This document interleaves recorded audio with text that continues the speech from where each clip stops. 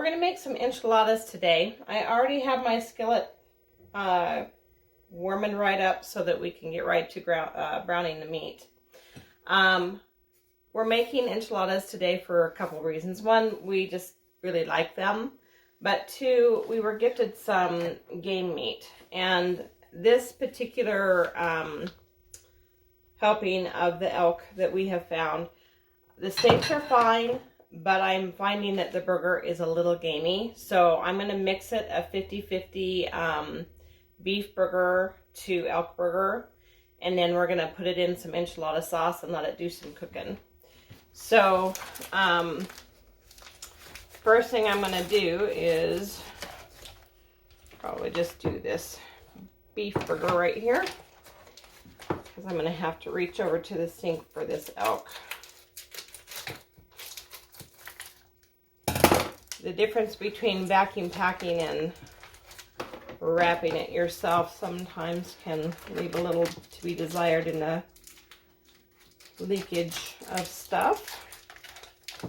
And although I am not expecting a large crowd for lunch today, the advantage to doing the 2 pounds, or I think it might be closer to 3, of this burger and making it into enchilada sauce is that what we don't eat today and maybe tomorrow can easily be thrown in a container and thrown in the freezer and used at a later date, and that is very advantageous for those of us who work a couple jobs. And plus, we're unwrapped here. Pop that in there. Probably broken that other one up before I put it in, but I didn't. So here we are.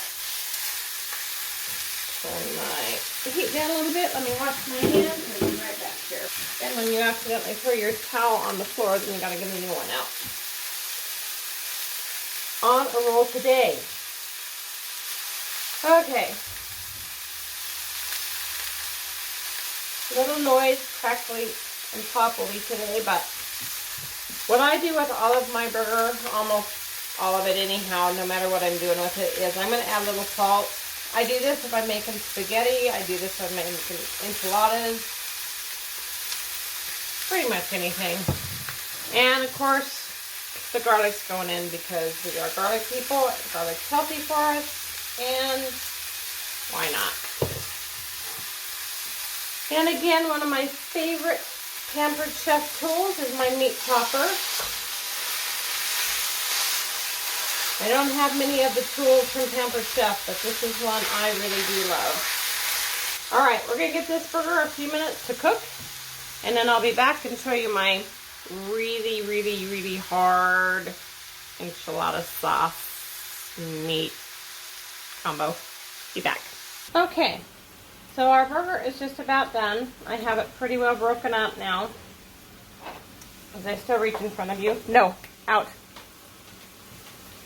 Keeping it real. Gotta have animals in the picture, right?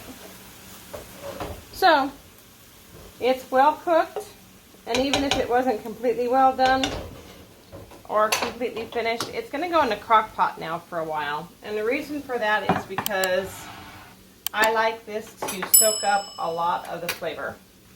And I cheat, and I use Old El Paso.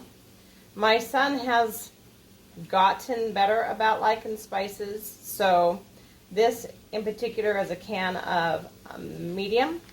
I also have a can of, which this one I've already opened, mild, and this is a great big can. And I actually am not going to open this one until I put the big one in.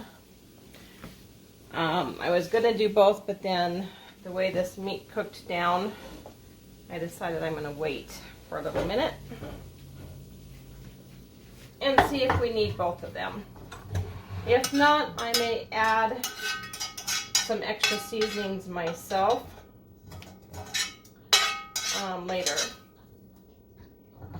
I also am not draining any of the fat, which there wasn't a lot of anyhow, but I'm not draining any of the fat right now because the fat really is where a lot of our flavor comes from. And I can do that after it has cooked for a while, done its thing, and I can easily scoop it off either with my spoon, or I can use paper towels and get it off that way, whatever you prefer. Now, one thing about using the canned enchilada sauce, which you don't have to do, this is just my cheating way of doing things, is because things settle on the bottom a lot, I shake mine a lot before I open them. If at that time it's still not enough and you open your can and you see a lot of residual stuff on the bottom, then just simply rinse your can with just a tiny bit of water and dump it in here. And I'm really glad right now that I did not open that other can of enchilada sauce, because since I don't have this on, I can do this. This is actually a really good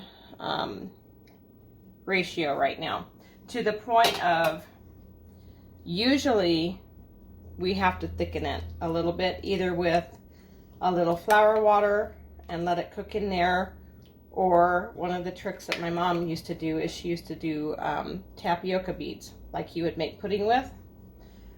But right now, as I'm looking at this, after this sits and cooks for a few hours, I'm not sure we're going to have to thicken it at all, which would be really nice. So we will be back in a few hours to check on our stuff. I put it on high. Yes, I am going to put the lid on. Oops, and we'll see how things go. Okay, I'm back. I'm going to show you what the sauce looks like, hopefully without dropping the camera in anything. Hopefully you can see that okay. I am not going to do anything drastic with that. Okay, by that what I mean is I am not going to thicken it at all. It's thick enough as it is. We are going to do stacked enchiladas.